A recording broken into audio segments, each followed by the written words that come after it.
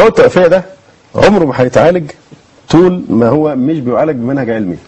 نعم. موضوع التربيط على الاكتاف والصور بتاعت الاحضان والقبلات خلاص بقى الكلام ده ايه؟ محمد له كلامه يعني لانه مش علاج علمي، ده علاج سطحي عشان التقاط الصور.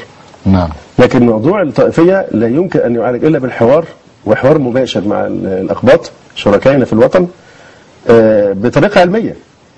وفي قواعد بتضمنها، يعني قطعا لابد من احترام راي الاغلبيه، ما ينفعش الاقليه تبقى ديكتاتوريه وتتحكم في الاغلبيه. نعم. وما ينفعش تقيم دوله فوق الدوله، مش بس جوه الدوله، دي فوق الدوله بتتعدى على السلطات اللي هقول حتى القانونيه، مش هتكلم بالشرع.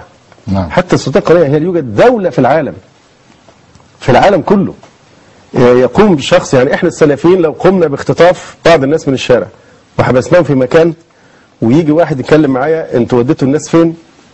نقول لهم انت مالك؟ يقول لا الراي العام عايز يعرف، نقول له هو مالهم؟ هل ده منطق؟ ده منطق القرون الوسطى المظلمه. هو ده منطق عفى عليه الزمان.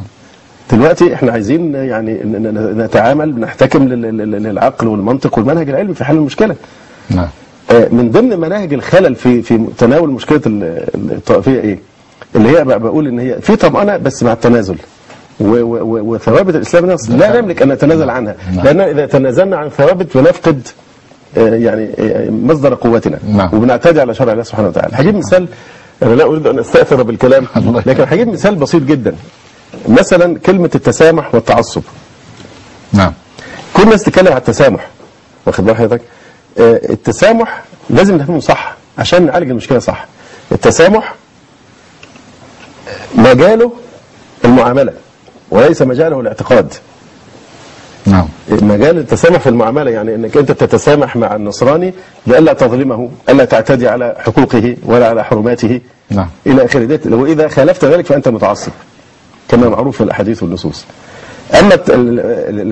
اما يعني دايره التسامح والتعصب هي الايه؟ هي السلوك العملي. نعم. معاملات. نعم.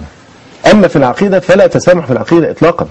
مثلا لما النصراني بيعتقد ان الرسول صلى الله عليه وسلم ليس مرسلا من عند الله وانما افترى على الله الكذب، نسامح في دي. ليه ما بنقولش ان هم طب هم بيعتقدوا ان احنا برضه مش هندخل ملكوت، ان احنا كفار. هم يعتقدون القرآن ليس من عند الله، اذا هو عنده عقائد اساسيه بيختلف معايا فيها. انا مثلا اعتقد ان المسيح عليه السلام لم يصلب. نعم. وما قتلوه وما صلبوه ولكن شبه لهم. نعم. أنا أعتقد أن منذ بعث رسول الله محمد صلى الله عليه وسلم إلى قيام الساعة أي واحد يسمع عن الرسول عليه الصلاة والسلام ولم يدخل في الإسلام فهو من أهل النار. هي عقيدتي أنا حر. ده أنتوا أعطيتوا حرية لعبدة الشيطان وقلت حرية عقيدة. نعم. فإذا أنا مجال العقيدة أنا حر في اعتقادي ما لم أظلمه. نعم. فمسألة إن اللي بيحصل الآن في الإعلام يقول لك أنتوا بتكفروا النصارى، طب ما هم بيكفرونا. محدش أثر دي ولا هو بيطعن في القرآن ويقول القرآن كذب وليس كتاب من عند واحد من عند الله. نعم. إذا مجال الاعتقاد كل واحد يحافظ على عقائده، ولكن في التعامل يكون في ضوابط تضبط هذا التعامل. إنما ما تخلينيش أنا أتنازل عن عقيدتي بحجة إن تسامح. نعم. مثلا حادثة الصلب، صلب المسيح عليه السلام المزعوم. لو المسيح لو القرآن لم يتعرض لهذه الحادثة وفي كلام ان المسيح قتل أو صلب ماشي، ما هيش مشكلة في حد ذاتها. نعم. ليه؟ لأن اليهود قتلوا الأنبياء من قبل، مش جديد عليهم.